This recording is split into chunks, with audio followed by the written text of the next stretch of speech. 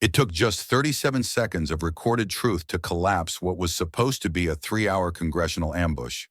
A room built on formality, a man armed with reputation, and a woman they called Unfit. Jasmine Crockett wasn't the loudest person in that hearing. She didn't raise her voice. She didn't interrupt. She didn't even flinch when the insult was thrown. Measured, rehearsed, and aimed to humiliate her on national television. Because she knew something no one else in that room did. She had the truth, and it was time-stamped. In a world where voices like hers are often silenced, she didn't shout to be heard. She simply pressed play, and in under a minute, the room changed forever. This wasn't just a political clash, it was a reckoning. About power, about truth, and about what happens when a woman who was never supposed to belong refuses to disappear. So the question is, in a room built to ignore you, how do you make the truth impossible to unhear? Let's go back to where it started, before the USB, before the insult, before the silence cracked wide open. Let's step inside the hearing room, where everything looked calm, but nothing was still. The air inside the Longworth House office building didn't buzz the way it usually did on hearing days. It lingered. It clung, thick, charged, like the atmosphere just before a thunderclap.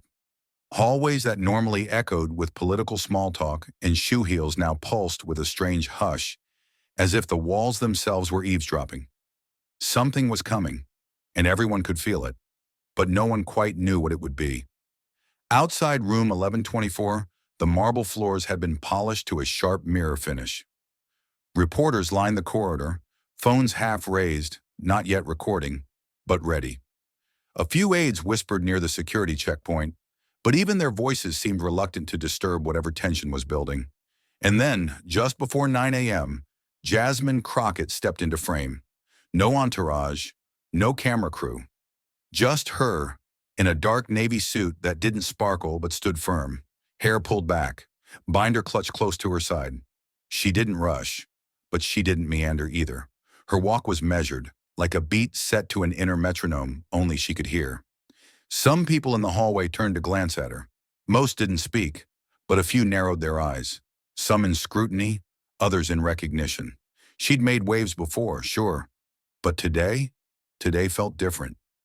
She paused briefly before the chamber doors, adjusted her cuff, took one breath, not deep, not shallow, just enough to say, "I'm not here to perform. I'm here to confront something that doesn't want to be confronted." And with that, she entered. Inside, the hearing room was already filling.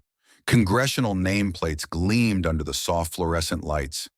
The official seal hung centered above the dais, as unmoving as the men and women who sat beneath it. The panel was full. Mostly men in crisp suits, mostly older, mostly skeptical. Some leaned back casually, arms crossed in amused anticipation. Others barely looked up. But one person did. Kash Patel, former national security official turned committee witness, seated confidently at the far right, fingers steepled, smile just a shade too rehearsed. He spotted Jasmine the moment she walked in, and though he said nothing, his eyes said enough. "You're the headline today." C-SPAN's red lights were already on. The room was live, microphones checked, pages ready. It was all procedural, all official, all a show. Jasmine took her seat at the far left corner of the committee bench, closest to the wall, deliberate, strategic. From there, she could see the whole room, but more importantly, the whole room could see her. She opened her binder, no flurry, just one page, flipped, one pen, clicked. Then she waited. No smile, no scowl, just stillness. But here's the thing no one seemed to grasp. Not the reporters fiddling with tripods, not the aides double-checking agenda points, not even Patel. Jasmine Crockett didn't come here to be part of the noise. She came with something they didn't expect, something quiet and far more dangerous. There was no slogan taped to her folder, no speech ready to go viral. Just a black flash drive tucked in the inner pocket of her leather case. Unmarked, unassuming, unforgettable. And as the chairman tapped the gavel and called the session to order, Jasmine didn't look at Patel. She didn't even glance at the audience. She looked straight ahead, and for the first time that morning, someone in the press row finally whispered what everyone else was too afraid to say. Something's about to happen. It didn't take long. Barely 20 minutes into the hearing, the floor was given to Kash Patel. His tone was calm, composed, almost scholarly. He adjusted his mic, cleared his throat, then began what sounded like a technical critique of national security oversight. But it wasn't long before the real purpose emerged, sharp and deliberate. "With all due respect," he said, fingers steepled again, "I find it troubling that individuals with no meaningful background in defense or classified intelligence are being placed on committees that require, at the very least, a grasp of basic protocol." He didn't say her name. He didn't need to. The emphasis hung in the air like a trap set with silk thread. Then came the blade. "Frankly, I consider Representative Crockett unfit for this committee's responsibilities." The word unfit echoed through the chamber.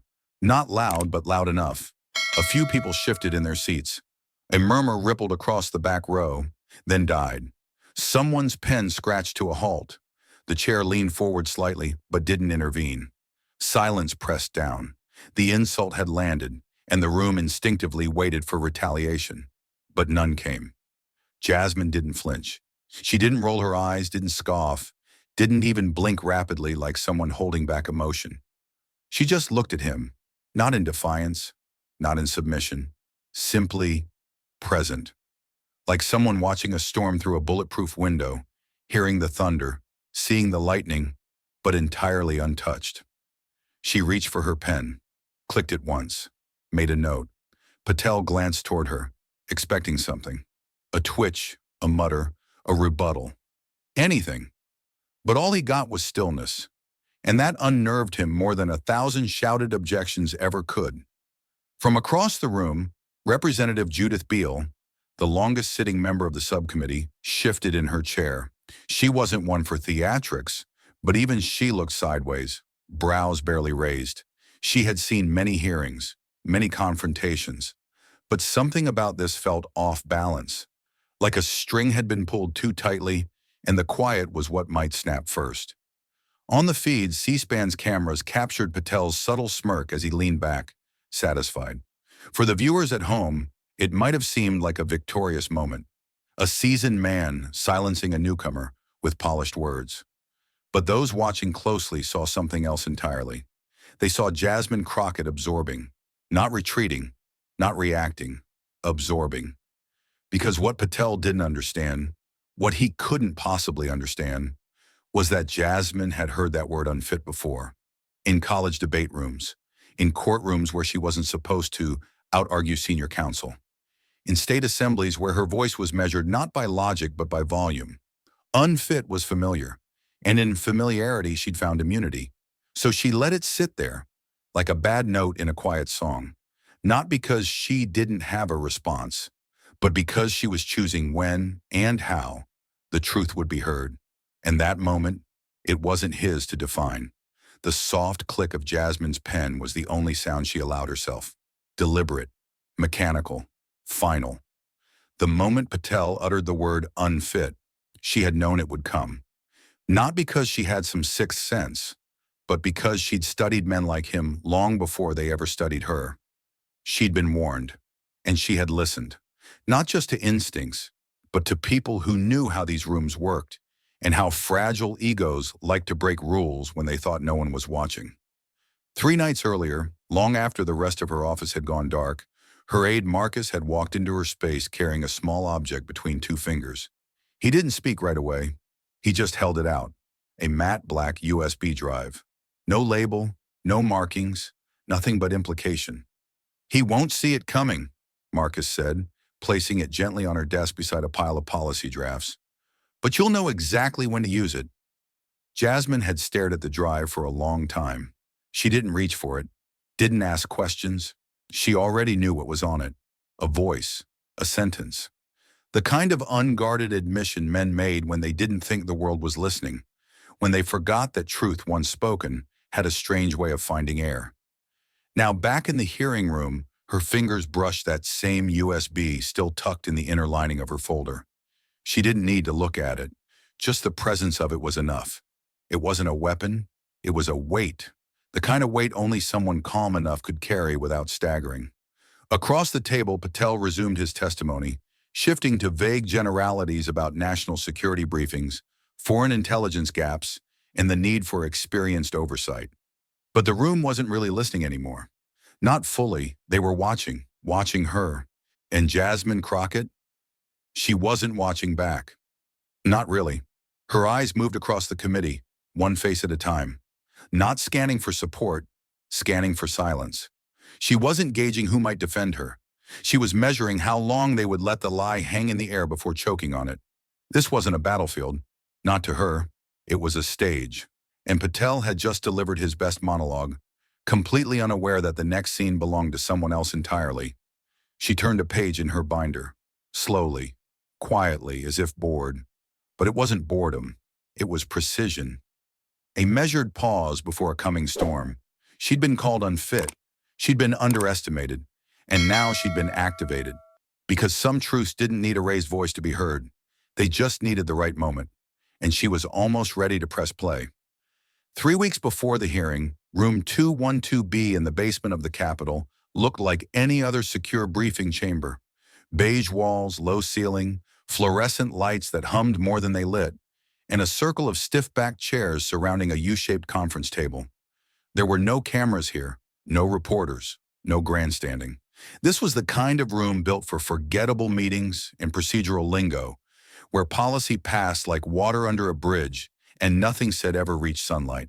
And that's exactly why Ava Kingsley, 26, unnoticed, underpaid, and razor-focused, happened to be in the right place at the right time. Assigned by sheer luck, or maybe fate, as the junior staffer responsible for transcription and documentation, Ava had settled into her corner with a government-issued laptop, a legal pad, and a job. Record, observe, and file. No opinions, no questions, just ears open. She wasn't new to politics, but she was new to power, and she knew enough to keep her head down. That is, until she heard something that made her fingers freeze over her keyboard. In the middle of a dry discussion about intelligence oversight, surveillance loopholes, and Section 702 amendments, Kash Patel leaned back and let out a short, surprised whistle. "Didn't think she'd catch that," he said, voice casual but unmistakable. Someone else in the room, a former intel officer, raised a brow. "Who?" Patel chuckled. "Crockett. That memo she submitted on domestic data filters? Honestly, clean. Sharper than I expected." Another voice agreed off mic, but Ava was already sitting up straighter. Patel continued, unaware or uncaring that anything he said might live beyond these four walls. "I figured she'd stick to buzzwords and sound bites, but I gotta admit, she knew what she was talking about. The words weren't dramatic, they weren't laced with scandal, but Ava knew the weight of honesty when she heard it, especially when it came from someone who, in public, wore arrogance like armor. She didn't stop the recording. She didn't take notes. She just let the file run until the session ended, packed up her laptop, and walked out of room 212B with a strange tightness in her chest. Later that night, as she reviewed the footage for archiving, she listened again, twice. The second time, she muted everything except that single statement. Patel, Jasmine Crockett. Respect, reluctantly given. She didn't know Jasmine personally. She'd only seen clips of her on the House floor, heard murmurs from colleagues who admired her composure under pressure. But Ava felt something twist in her chest. Not admiration, not outrage. Something closer to urgency. She uploaded the clip to a secure folder. She wrote no commentary, just a file name. Unprompted. Patel, Crockett, memo praise. Then she opened a blank email, hesitated for 30 full seconds, and finally typed in the address of Tanya Rhodes, Jasmine's chief of staff. She didn't attach the file, just a single line of text. "You'll want to hear this." And then she pressed send. Tanya Rhodes didn't raise her voice when she played the audio for the second time. She didn't need to. The file spoke for itself. Kash Patel's voice rang clear through her office speakers. Dry, off-handed, but unambiguously respectful, almost impressed. Honestly, sharper than I expected. When it ended, the room fell into a long, calculated silence. Marcus stood with his arms crossed by the window, watching traffic inch along Constitution Avenue. Tanya sat at her desk, fingers drumming lightly against the wood. Jasmine Crockett didn't move at all. She was still, her gaze locked on nothing, her breath steady. "We could drop it now," Marcus finally said. "Mid-cycle. No context. Let the media do their thing. Patel would have to explain it away while scrambling." Tanya nodded slightly. "The audio's clean, time-stamped, authenticated. Legally, it's solid. He gave consent the moment he walked into that secure room and spoke in front of staff." Jasmine blinked slowly, processing, not just the content, but the implications. She knew how DC worked. Truth rarely traveled far unless it had spectacle strapped to its back. And this had the makings of one hell of a spectacle. Still, she shook her head. "No," she said quietly but with weight. Both staffers turned. "We wait." Marcus raised a brow. Tanya tilted her head. "Wait for what?" Jasmine looked at them with a calm that didn't beg to be understood. "For the moment he calls me unfit in front of a live mic." Tanya leaned back in her chair, folding her arms. "You think he will?" Jasmine didn't hesitate. "He has to. Men like him don't know another strategy." She stood then, slow and deliberate, and crossed to the table where the USB now sat like a loaded secret. She picked it up, turned it in her fingers, then slid open the inner flap of her folder and tucked it deep between policy briefs and voting records. Not hidden, just quiet. She didn't carry it like a weapon. She carried it like a truth too sharp for casual use. That was the thing about Washington. Everyone wanted a headline, but very few knew how to handle a slow burn. Jasmine didn't want revenge. She wasn't waiting for applause. She was waiting for the precise second when truth would hit hardest, not with noise, but with precision. "He'll overplay his hand," she said without looking up. "They always do. And when he does, I won't have to raise my voice. I'll just raise the volume." Marcus gave a short laugh, the kind that said, "We've been here before, haven't we?" Tanya nodded, slowly now. "Okay," she said. "We wait." Outside, the wind began to shift. Somewhere, a hearing date was being confirmed, a witness list finalized. Inside, Jasmine closed the folder with the kind of care you give to something alive. It didn't hum, it didn't glow, but it was ready, and so was she. In the 3 weeks leading up to the hearing, Jasmine didn't write speeches. She didn't rehearse comebacks or practice tone. There were no mirror sessions, no mock confrontations with aides playing Patel. That wasn't how she worked. Instead, she buried herself in documents, legislation drafts, security protocols, hearing transcripts from the last 4 years, and obscure policy memos that no one on the committee would ever mention aloud. She didn't highlight talking points. She annotated contradictions. She didn't look for applause lines. She traced loopholes, traps, and tells. She read with the precision of someone who knew that intelligence wasn't always about what you said. It was about what you chose not to ignore. Her desk became a controlled storm of reference tabs and quiet fury. At night, the lights in her office glowed longer than the street lamps outside. Her team came and went, but she remained, highlighter in one hand, black coffee in the other. There was no adrenaline, no anxiety, just focus, just fire, contained and compressed. Because Jasmine Crockett didn't prepare to perform, she prepared to endure. She'd been in rooms like the one she was walking into for most of her life. Law school classrooms where her questions were mistaken for disruptions. Courtrooms where she was introduced as assistant counsel when she was the one leading the case. State legislature meetings where men twice her age and half her preparation patted her shoulder and said, "Let's keep it simple, okay?" Every time she held her tongue, every time she let the moment pass, she'd learned, not just about injustice, but about patience, and how power often misunderstood the difference between silence and submission. This time her silence was different. It was structured, intentional, loaded. She wasn't coming to fight Patel's ego. That would be too easy. Men like him didn't fear insults. They fed on them. What they feared, what made them fold, was quiet truth delivered without anger, without desperation, just clarity. And she was ready to give him exactly that. Her folder was organized to the minute. Timeline of events, cross-reference statements, a list of Patel's inconsistencies, and tucked inside the flap, the small black USB. Not centered, not flaunted, just waiting. Jasmine didn't need to rehearse how she'd use it. She would know the moment. Her instincts had never failed her, and this wasn't about instinct anyway. It was about strategy. Every second she spent not speaking was another second Patel assumed she had nothing to say. That was his first mistake. She didn't need a war cry. She didn't need a podium slam. She didn't even need to raise her voice. She needed only one thing, the right moment. And when it came, she wouldn't lean forward. She wouldn't interrupt. She would simply lift her eyes, open the folder, and let the silence do the speaking. Because silence, when sharpened, doesn't just wait. It strikes. It came at the perfect moment, unexpected by everyone but her. The second round of questioning had begun, and Kash Patel had already made another thinly veiled jab about committee members more suited for public commentary than policy substance. Some on the panel smirked. Others looked away, embarrassed not by what he said, but by how naturally it flowed off his tongue. Jasmine didn't flinch. She didn't need to, because now, finally, the moment had arrived. She adjusted the microphone in front of her, just slightly, just enough to signal she was ready to speak. Her voice, when it came, was calm and even.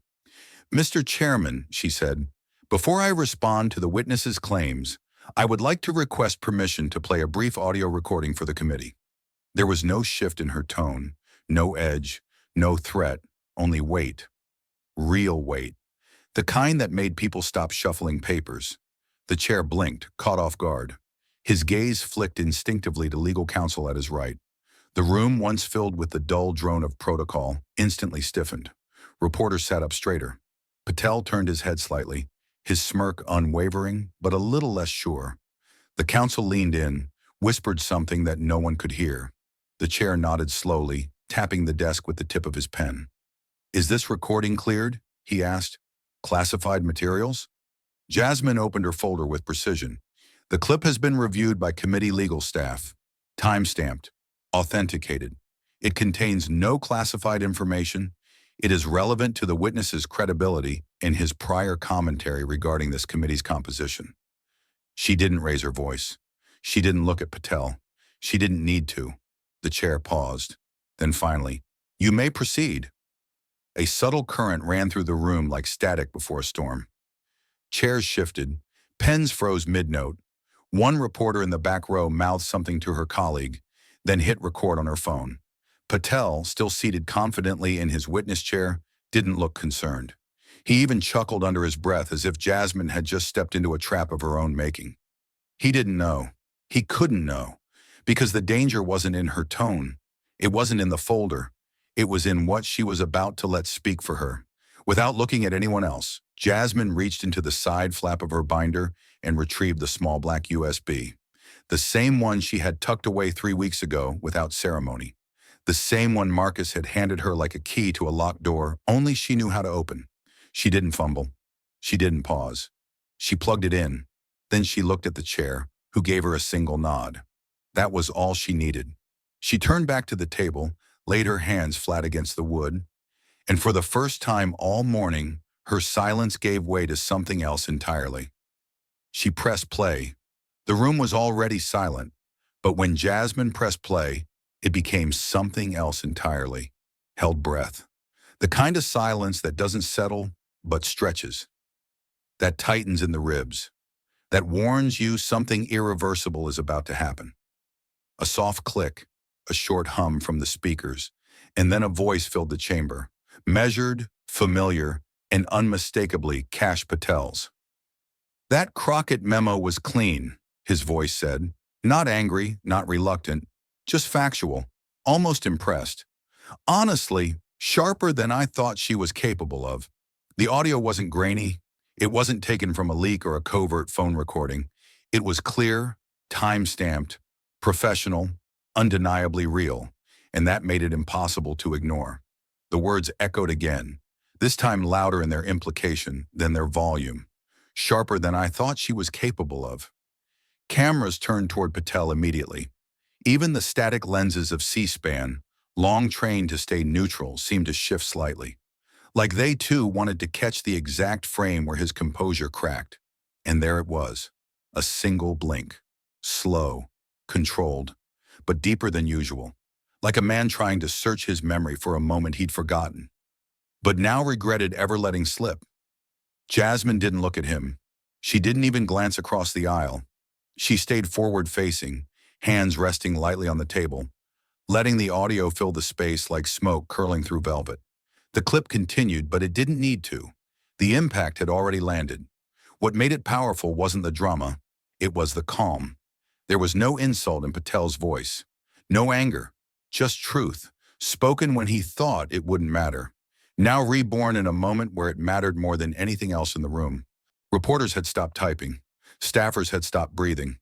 Members of the committee began to glance at each other, unsure whether they were witnessing a procedural anomaly or a slow unraveling. The chair said nothing. Legal counsel leaned back in their seat, arms folded, no objection offered. For a moment, even time itself seemed to hesitate, unwilling to interrupt what had just been pulled from the shadows and held up to light. Then the clip ended, abruptly. No fade, no cue, just silence again. But this silence was heavier, changed. Patel shifted in his seat, just once. A slight realignment of posture, but Jasmine noticed it.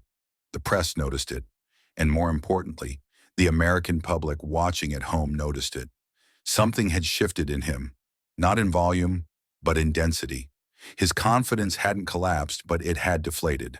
Like a balloon still held high, but already losing air.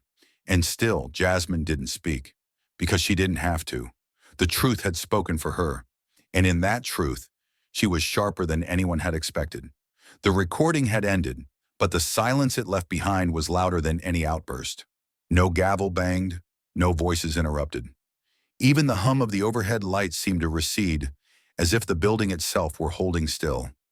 Patel sat frozen, his mouth parted just slightly, caught between the instinct to speak and the realization that anything he said might make it worse. Then Jasmine finally turned her head, just slightly, enough to look directly at him, not as a rival, not as an opponent, but as someone gently placing a mirror between them. Her voice was calm, unshaken, more powerful for its stillness than any shouted retort could have been.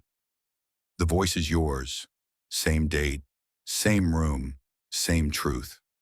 That was it. Just 3 short sentences. No flair, no accusation. Just fact. Set on the table like a single stone dropped into a still lake. The ripple was instant. Patel's fingers flexed around the edge of his folder. His jaw twitched. I don't recall that exchange being on the record, he managed, voice suddenly thinner than before. The context, he began, but the words tripped over each other. Reporters in the back row stopped typing, not because the story was over, but because they knew what they were witnessing didn't need embellishment. The moment itself was the headline. Jasmine didn't interrupt. She didn't push. She simply leaned back in her chair and folded her hands, letting him twist in the space he'd created. Across the panel, one committee member, a senior Democrat who had remained stoic for most of the session, glanced sideways at his colleague and whispered under his breath, just loud enough to carry a row over. She just turned the room. And he was right. The shift wasn't dramatic, but it was definitive. Body language changed, crossed arms unfolded, a few skeptical brows softened. Even those who had stayed neutral until now began to look at Jasmine not as a freshman member trying to make noise, but as someone who had just rewritten the tempo of the room without raising her voice. The chair, clearly uncomfortable, cleared his throat. "Mr. Patel, would you like to respond?" But Patel only shook his head slightly, then adjusted his tie as if it might help him speak more clearly. "It's possible," he muttered, "that my prior comments have been taken out of—" He didn't finish. No one needed him to, because the context didn't belong to him anymore.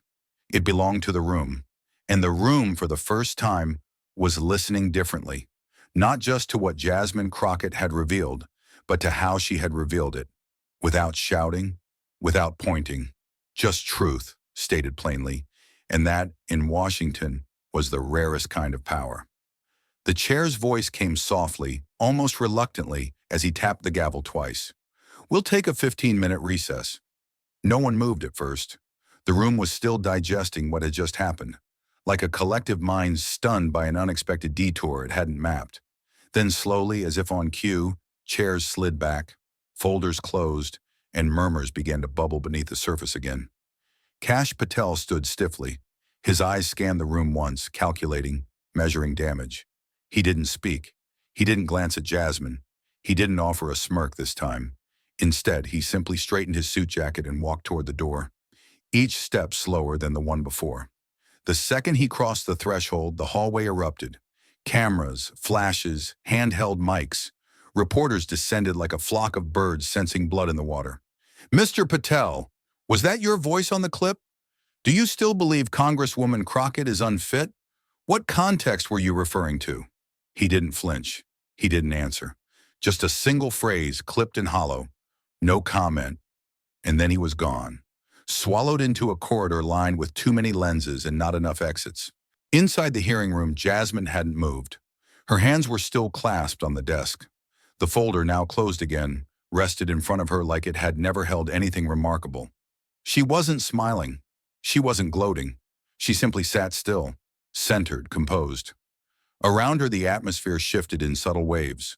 One aide, passing behind her to collect papers from another representative, paused for half a second, just long enough to nod once, a small gesture not meant to be seen, but felt. On the far end of the committee panel, Representative Vernon Hicks, a senior member from Georgia, with 30 years in public service and a reputation for saying little unless it mattered, rose from his chair and walked deliberately toward her. No cameras followed him. No one prompted it. He just stopped beside her desk, leaned down slightly, and said with the tone of a man who's seen too much spin to be impressed by noise, "Handled." With clarity, she looked up at him, met his eyes, and gave a single nod. Nothing more. Because she understood the language of real power. It doesn't shout. It doesn't pose. It acknowledges. Quietly, clearly. She didn't need validation. She had evidence. And in that moment, it was more valuable than any headline. As Hicks turned and walked away, the room began to move again. But slower now, as if something sacred had passed through and people didn't quite know how to return to routine. Jasmine gathered her papers without urgency. Every movement measured. No wasted gestures. She didn't rush out to the hallway. She didn't seek the cameras. She let the moment settle the way a stone settles at the bottom of a river, without fanfare, but with weight. Because what had just happened didn't need to be performed. It had already been understood. By early evening, Jasmine Crockett sat alone in her temporary office, the hum of Capitol air conditioning blending with the distant rhythm of Washington traffic. Her folder rested beside her laptop, untouched since the hearing. Outside, the headlines were already churning. Cable news loops had cut and clipped the recording into 1,000 sound bites, each one spinning on a different axis. But Jasmine wasn't interested in how they would edit it. She was focused on what she wanted to say, unedited, unpolished, and hers alone. No press team, no backdrop, just her voice. She adjusted the camera on her laptop, framed herself in a soft wash of desk light, and clicked record. No script, no slogan, just breath, steady and slow. Today, she began, was not about a soundbite. It was about something deeper. She looked directly into the lens, not like a politician, but like a woman telling a hard-earned truth. I won't always have a recording to play. I won't always have a perfectly timed clip to hold up. But what I will always have is the work, the research, the preparation, the questions no one else wants to ask. And when that work is challenged, I'll meet it the same way I did today, calmly, clearly, and completely. She let the silence sit after her words. No dramatic music, no call to action, just a breath. And then, we don't always get to choose how we're seen, but we always get to choose how we show up. She ended the video there. One take, no edits. She uploaded it directly to her official account with a simple caption. Truth doesn't need volume, just proof. And then it began. Within the first 20 minutes, comments poured in from teachers, from nurses, from young interns in government buildings, and older veterans in VFW halls. She didn't yell. She just proved it. This is what leadership looks like. No drama, no shade, just the facts. In less than an hour, it had been shared in community forums, group chats, and church newsletters. By bedtime, the video had crossed into classrooms, high school civics teachers embedding it into lesson plans for the next morning. One uploaded it to a smartboard and wrote above it in marker, "How to respond without rage." In a women's clinic in Detroit, a nurse played the clip on her break and turned to her colleagues. "We all need to move like her." In a library in rural Kansas, a retired librarian emailed it to her book club. "You need to see this woman," she wrote. "She didn't perform. She delivered." By midnight, the views had crossed 1 million, not because the algorithm demanded it, but because the people did. And through it all, Jasmine didn't check the numbers. She didn't need to. She hadn't posted it to go viral. She posted it because some truths don't echo unless someone dares to say them plainly. And this time she had. It was nearly 10 p.m. when Jasmine finally left the building. The hallways had quieted, the cameras had packed up, the city had exhaled. But she hadn't. Not yet. Her black sedan sat under a dim street lamp, the kind that hummed with a flickering persistence, casting long shadows on the sidewalk. She slid into the driver's seat, closed the door gently behind her, and didn't start the engine. No music, no phone. Just her hands resting on the steering wheel. Unmoving. Outside, a light breeze tugged at a stray piece of paper drifting along the curb. Inside, everything stilled. She wasn't celebrating. She wasn't reliving the clip. She wasn't rehearsing what headlines might say tomorrow. She was just sitting, processing, feeling the weight of a moment that had demanded everything she had, yet asked her to deliver it quietly. And now that it had passed, her body was catching up to what her mind had already survived. She leaned her head back against the seat and stared upward through the windshield. The night sky was cloudy, nothing grand, no cinematic stars, but it was vast and still, and that was enough. Her thoughts drifted, uninvited, to places she hadn't visited in years, to classrooms where she was asked to prove she'd written her own essays, to law internships where her questions were answered with condescension, to legislative chambers where her data was dismissed until a man repeated it louder. The phrase, "You don't look like you belong here," hadn't always been said aloud, but it had never needed to be. It was written into how people paused before answering her, how they introduced her as a footnote instead of a force, how they mistook her calm for hesitation and her restraint for ignorance. And yet tonight, something had shifted, not just in the hearing room, but in how the silence had responded to her. This time it hadn't erased her. It had wrapped around her, listened, and echoed back. For the first time in a long time, she didn't feel like she was shouting into a void or knocking on a locked door. She felt heard, not just heard, seen. She closed her eyes for a moment, not from exhaustion but from clarity. The kind that settles after a storm doesn't destroy you, but reveals something steadier underneath. When she opened them again, her phone buzzed. Messages, comments, clips she hadn't asked for, but knew were waiting. She didn't check them. She wasn't ready to let the world back in. Not yet. Instead, she whispered quietly to herself, not as a declaration, not for validation, but as a private truth spoken aloud for no one else to hear. That was enough. Not perfect, not clean, not universally praised, but enough. And in this city, in this fight, for a black woman who had been doubted at every turn, enough was finally a victory. The overhead projector flickered softly as the morning sun filtered through the blinds of room 214 at McKinley High School in Akron, Ohio. It was just after 10:05 a.m. Third period, and Mr. Bennett's 11th grade civics class was halfway through their weekly current events discussion.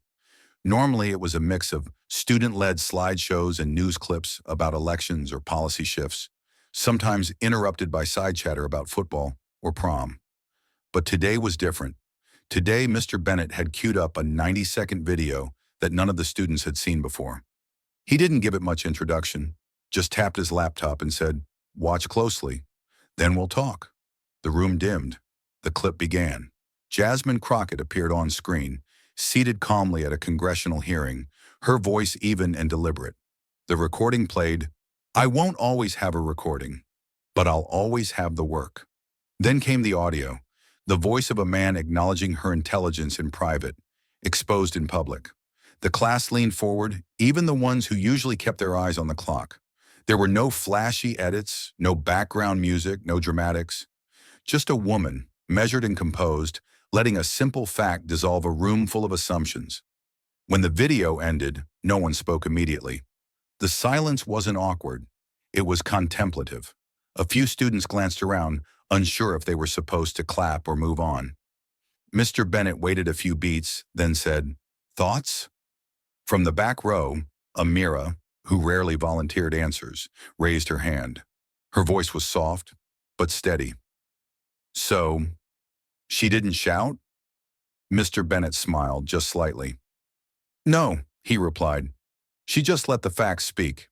A few heads nodded. One student in the front scribbled something in the margin of her notebook. Another leaned back in his chair, arms crossed, eyebrows furrowed, not in disbelief, but in reflection. The energy in the room had shifted, not dramatically, not noisily, but undeniably. These were students used to seeing firestorms on TV, clip after clip of people talking over each other, shouting matches mistaken for discourse. But this was different. This was a woman who won a battle without raising her voice. Sometime, Mr. Bennett added, strength isn't in how loud you speak. It's in how clearly you don't have to. A few students exchanged glances. One boy muttered under his breath, "That was cold," and meant it as a compliment. Amira looked back at the paused screen, Jasmine's calm face frozen mid-sentence, and said quietly, "I like her." And in that moment, without banners or speeches or trending hashtags, something landed. Not a lesson about Congress or constitutional procedure. Something deeper. The idea that truth, when prepared and held with conviction, didn't need to shout to shake a room. The bell rang a few minutes later. Backpacks zipped, chairs scraped, but even as they filed out, the silence lingered behind them. Not the absence of noise, but the presence of thought. The living room was quiet except for the soft creak of the old radiator and the gentle static hum of the television. Gloria sat on her worn beige couch, legs tucked beneath a crocheted blanket she'd made nearly a decade ago. The afternoon sun spilled through the window blinds, casting stripes of light across the carpet. On the coffee table, a half-finished mug of chamomile tea had gone cold. She wasn't paying attention to the tea. Her eyes were fixed on the screen. At 62, Gloria had spent most of her life in classrooms, 35 years teaching history and government to high schoolers in a public school just outside of Spokane. She had seen fads in education come and go, watched administrators cycle through buildings, policies revised, and new digital tools flash and fade. But some things never changed. One of them was the look in a woman's eyes when she was being underestimated in real time. And that was exactly what Gloria saw now as the C-SPAN clip played on her screen. Jasmine Crockett, calmly pressing play on a recording, the words of a powerful man played back into a room that had expected her silence. The moment was elegant, surgical, and deeply familiar. She had seen women like Jasmine come and go throughout her life. Strong women, brilliant women, women who carried too much responsibility and too little protection. Women who were praised behind closed doors but diminished in public. Women who were asked to prove their worth twice just to be heard half the time. She had seen them stand at lecterns, sit on panels, walk into board meetings with data in hand, and calm in their voice, only to be told with a smile that they were emotional, too confident, not the right fit. And yet here was one of them, not just standing her ground, but flipping it over. As the clip replayed Patel's words, "Sharper than I thought she was capable of." Gloria's lips parted, barely. She whispered to no one, "That's how you do it." Her voice didn't shake. It was steady, like it had waited years to finally say those words out loud. Her eyes brimmed, not with sadness, but with something older. Recognition, a quiet, exhausted kind of pride. She didn't cry. She simply sat up straighter. Not in triumph, but in solidarity. She thought of the years she'd spent writing recommendation letters for girls who reminded her of Jasmine. Thought of the debates she'd moderated where brilliant young voices had been ignored. Thought of the meetings where her suggestions were heard only after someone else repeated them, and she thought, just briefly, that if someone had shown her this clip back then, she might have stood a little taller in some of those rooms. The video ended. The room was quiet again. But inside her, something was standing. The smell of garlic and onions drifted through the small kitchen of a second-floor apartment on the south side of Chicago. The window was open just enough to let in the early evening breeze, but not wide enough to drown out the gentle sizzle from the cast-iron skillet. Across from the stove, 15-year-old Layla sat on a high stool, legs swinging lightly, phone balanced between her fingers. On the screen, a paused frame of Jasmine Crockett filled the top half, her eyes calm, her posture upright, caught mid-sentence. The video had played 3 times already. Layla hadn't planned to watch it more than once, but something about the way Jasmine moved, deliberate, poised, unshaken, made it hard to look away. Her mother, Monique, stood at the stove stirring slowly, eyes flicking back and forth between the pan and her daughter. She had caught glimpses of the clip earlier that afternoon when a co-worker sent it in a group chat with the caption, "Real ones move like this." She hadn't had time to watch it then, but now hearing the words in her daughter's voice as Layla recited them softly under her breath, she didn't need to. The message had landed. "Could you do that?" Layla asked suddenly, not looking up. The question wasn't thrown. There was no challenge in it. Just curiosity, wrapped in wonder. Monique didn't answer right away. She turned the burner down, reached for a pinch of seasoning, and stirred once more. Then she turned to face her daughter, arms folded loosely, a smile just barely there. "I hope I won't have to," she said. "But if I do, I'll be ready." Layla nodded, letting the words sit. She wasn't quite sure what that meant. Was it Jasmine's composure, her evidence, her voice? Or was it simply the way she didn't let herself be reduced in a room built to minimize her? Whatever it was, it felt important, like something she needed to carry, even if she didn't understand how heavy it would be yet. "Do you think she was scared?" Layla asked more softly this time. Monique tilted her head. "I think she's been scared before, but I think by the time she got to that chair, she was just ready." She walked to the table, placed 2 bowls down, and sat across from her daughter. "You don't have to be loud to be powerful," she added. "You just have to be prepared and clear." They ate in comfortable quiet, the clip still open on Layla's phone, paused between them like a third presence at the table. Outside, sirens passed in the distance, and the night settled in like it always did. But inside that small apartment, something new had rooted itself, a conversation, a sense of inheritance, a recognition between generations. Because sometimes power doesn't pass through speeches or marches. Sometimes it's passed between a spoonful of rice, a look, and one simple promise. "I'll be ready." The applause didn't last long. It never did, not in Washington. By the following Monday, the atmosphere had shifted again. Emails that once came with immediacy now went unanswered. Invitations to bipartisan working groups that Jasmine had helped initiate were quietly rescinded. A scheduled meeting with a moderate senator's staff was abruptly rescheduled, without a new date. On the surface, nothing appeared hostile, but beneath it, the machinery had begun to grind, slow, cold, and familiar. Whispers started in corners where cameras didn't reach. Allies of Patel, strategically positioned in media, think tanks, and closed-door committees, began raising quiet questions in all the right ears. Is that kind of move really professional? Even if it was legal, wasn't it a little underhanded? The message was never shouted, only suggested, subtle enough to be denied, potent enough to take root. Within 48 hours, headlines began to shift. Not overt attacks, but soft repositions. Congresswoman plays private clip in hearing, smart strategy or political ambush. Patel caught off guard, but should the recording have been admitted? The tone was clear.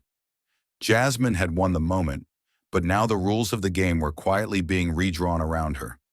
She read the coverage without reaction, watched the media panels with the sound off. She had seen it before, how victory, especially when delivered by someone unexpected, often invited the kind of scrutiny that defeat never did. It wasn't about the legality. The clip had been cleared, authenticated, and ruled admissible. No laws had been broken. But in a place where optics often mattered more than truth, the very fact that she had dared to wield the truth so precisely made some uncomfortable. Still, Jasmine stayed silent, not out of fear, out of familiarity. Storms didn't frighten her. They trained her. She moved through the capital with the same grace she always had, her steps steady, her presence unbothered. When asked for comment by a reporter in the hallway, she simply offered a nod and walked on. She knew what they were trying to do: reroute the conversation, shift the spotlight, dilute the clarity of what had happened into the gray fog of speculation. But she also knew something deeper, something the headlines couldn't erase. The truth had already landed. And once a room has heard truth that clearly, it doesn't go back to hearing noise the same way. The call came late in the afternoon, long after the headlines had started to cool, but before the whispers had faded. Jasmine had just returned to her office from a committee markup when her assistant handed her the cordless phone, a quiet look of curiosity on his face. "Line 2, he said. "Didn't say much. Just asked if you had 5 minutes. Jasmine raised an eyebrow. "Who is it?" "Cheryl Landon." That name alone gave her pause. Cheryl had been a fixture in the house for nearly 2 decades, a centrist, cautious in language, measured in alliances, and rarely one to involve herself in viral politics. She had supported Jasmine's election in principle, but had kept a certain distance since. Not unfriendly, just careful. So this call, on this week, meant something. Jasmine took a breath, picked up the line. "Congresswoman Landon," she said evenly. The voice on the other end was steady, clipped but warm. "You don't have to call me that, Jasmine. It's Cheryl." Another beat of silence, then, "I watched the hearing." Jasmine waited. She didn't need to fill the space. Cheryl had called. That meant she had something to say. "You didn't perform," Cheryl finally said. "You taught." It landed with more weight than any endorsement ever could. Not because it was loud, because it was real, sincere, measured in the way people speak when they've watched long enough to change their minds. Cheryl continued, "I'll admit it, I had my doubts. Not about your intelligence, never that, but about whether you'd play the game too fast, too direct. This town doesn't always respond well to clarity." A dry laugh followed, one laced with a hint of regret. "But what you did in that room, it was different. Not showy, not reactive, just precise." Jasmine smiled faintly, though no one could see it. "Sometimes the best way to teach is to let people hear themselves," she said. "I think you figured out something a lot of us forgot," Cheryl replied. "Calm, when rooted in truth, is more dangerous than outrage." The words hung between them, not as flattery, but as recognition. A shift. Jasmine wasn't just a voice to be acknowledged. She had become a standard to be measured against. They didn't speak much longer, just enough for it to be known that something had changed. And when Jasmine hung up, she didn't feel celebrated. She felt understood. And in this city, that was rarer than applause. The headlines were still cycling. The think pieces were still piling up. And somewhere, surely, Patel's allies were still drafting carefully worded counter-narratives. But Jasmine Crockett wasn't watching anymore. Not tonight. The door to her office was closed, the lights dimmed to a soft golden hue, and the only sound was the faint tap of keys beneath her fingertips. Her laptop sat open, not on social media, not on news sites, but on a draft policy outline she'd been working on for weeks. A long, complex proposal on federal oversight of surveillance procedures, dry to most, but necessary to her. She wasn't writing a rebuttal. She wasn't crafting a response to pundits or planting sharp quotes for the morning cycle. She was building something, quietly, deliberately, because while others played the optics game, she knew that real change never came from the noise. It came from the follow-through. She had already said what needed to be said. Now she was preparing for what needed to be done. Each paragraph she refined, each clause she clarified, was another brick in a foundation she intended to stand on long after the news cycle had moved on. She knew eyes were on her now, some curious, some skeptical, some silently rooting for her to slip. But she also knew how rare it was to have that spotlight, however briefly, aimed in her direction on her terms. And she wasn't going to waste it playing defense. She paused, her fingers hovering over the keyboard, then typed a single sentence in bold at the top of the page. Transparency is not a threat. It is the beginning of accountability. Then, almost to herself, she whispered, "Now that they're watching, let's give them something to learn from." It wasn't bravado.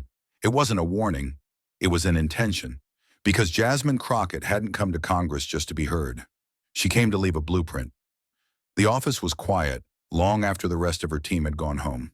Outside the window, DC flickered in slow motion, streetlights blinking against the darkness, traffic thinning to a whisper. Jasmine sat alone at her desk, a small reading lamp casting a soft circle of light around her laptop. Her posture was relaxed but purposeful, hands folded in front of her. She didn't wear a blazer, no makeup team, no teleprompter. Just her, a webcam, and something that had been building in her chest since the hearing ended. Something unfinished. She opened her laptop and clicked on the camera. The screen lit up with her own reflection, quiet and steady.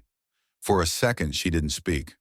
She just looked into the lens like she was speaking to someone she knew, someone who had been waiting. Then she began. "To every person who's ever been told they're not enough, this is for you." Her voice was soft, but unshakable. "To every student who got labeled too loud when they were just asking the right question, to every intern passed over, every young professional talked over, every woman, especially Black women, who were told their calm made them weak, their strength made them aggressive, or their silence made them irrelevant. This is for you." She let the words breathe. She didn't rush. There was no need. "I didn't play that recording in that room because I wanted revenge," she continued. "I did it because I needed the truth to live somewhere other than my own memory, because I knew if I said it out loud without proof, they'd dismiss it, and because sometimes the only way to be heard is to hold up a mirror and let them hear themselves." She leaned in slightly, not dramatically, just enough to close the distance. "But more importantly, I did it for the people watching, for the ones who don't always get to be in those rooms, but who carry the weight of them anyway. I've been that person. I still am." Her hands rested lightly on the desk now. "I don't have all the answers. I don't move perfectly, but I prepare. I study. I show up. And when I do speak, I speak from the work, not from the noise." She paused one last time. Her expression softened, but her eyes stayed fixed. "And if they ever try to tell you again that you don't belong, let your facts speak louder than their fiction." She reached forward, clicked to stop recording, and sat still for a moment longer. The words had been said. No edits, no rehearsals, just truth. And this time, she didn't wait for it to be repeated.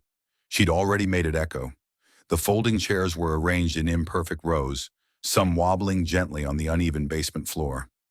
Fluorescent lights buzzed overhead, casting a soft hum across the room. The walls were lined with paper signs taped over faded bulletin boards. Food pantry hours, voter registration assistance, youth leadership circle.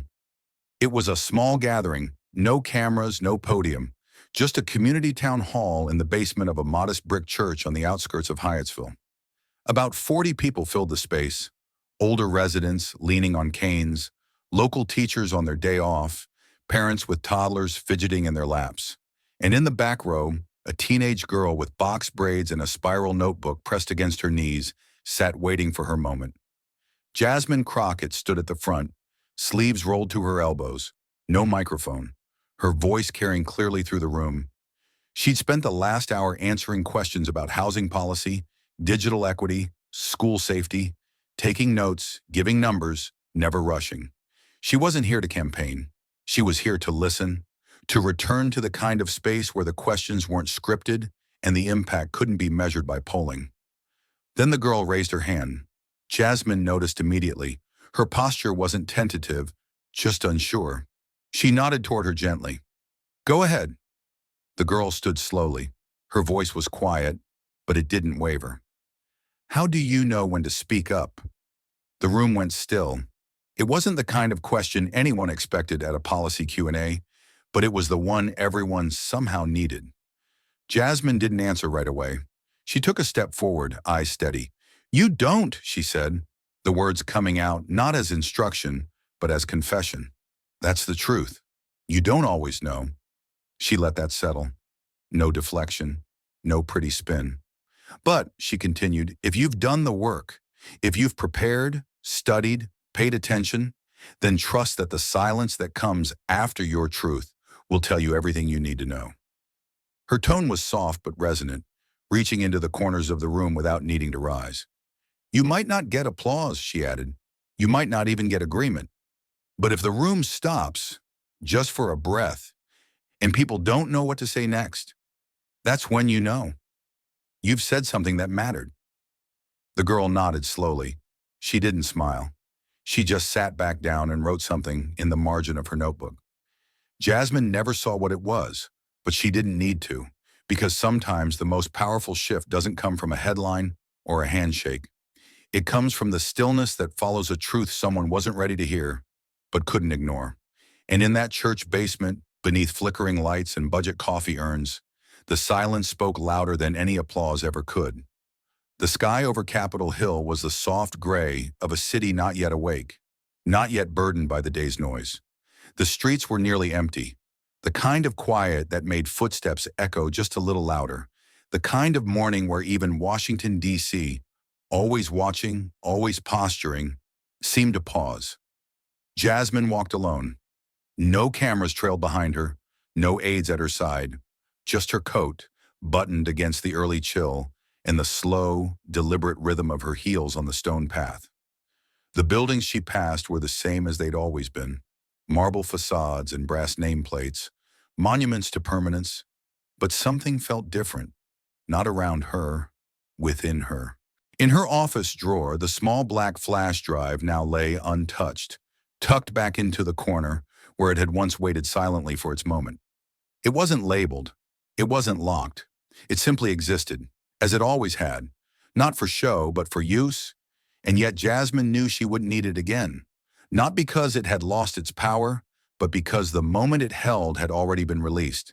The room had heard it, the country had felt it, and no headline, no whisper campaign, no twisting of narrative could return that truth to its box. She reached the crest of the hill and paused, letting her eyes move slowly over the domed skyline, the flag fluttering faintly above the Capitol steps.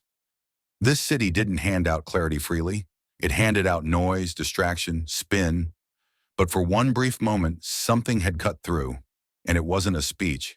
It wasn't a takedown. It wasn't even the recording. It was the pause that followed. The silence after the facts were laid bare. The stillness in the room when no one could speak, not because they weren't allowed, but because there was nothing left to say. That was what they would remember.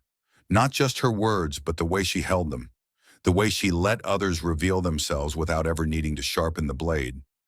The way she never broke the rhythm of her breath, even when every eye tried to press doubt into her lungs. Now when people said her name, they wouldn't picture the confrontation. They'd remember the calm, the pause, the proof. And if nothing else, that was enough. Because in a world that still too often measures power by volume, Jasmine Crockett had reminded the country that stillness can be strategy, that clarity can be confrontation, and that truth, when delivered without fear, doesn't need to shout to be heard. She took one final step forward and disappeared beyond the steps, into the corridors where the next bill would be written, the next hearing prepared, the next quiet battle begun. And somewhere in a drawer, the flash drive waited, not as a weapon, but as a reminder. That silence, when it's ready, always knows when to speak. And perhaps that's the real story, not of a congresswoman confronting a smear, but of a woman confronting a system that taught her to stay quiet and choosing instead to prepare. Jasmine's journey reminds us that not every battle is won through noise. Some are claimed through stillness, through waiting for the room to hear itself before we speak. That calm is not the absence of power, but the discipline to wield it only when it matters most. This story, while fictional in structure and imagined in detail, speaks to very real truths about how dignity, strategy, and preparation can upend narratives written to silence us.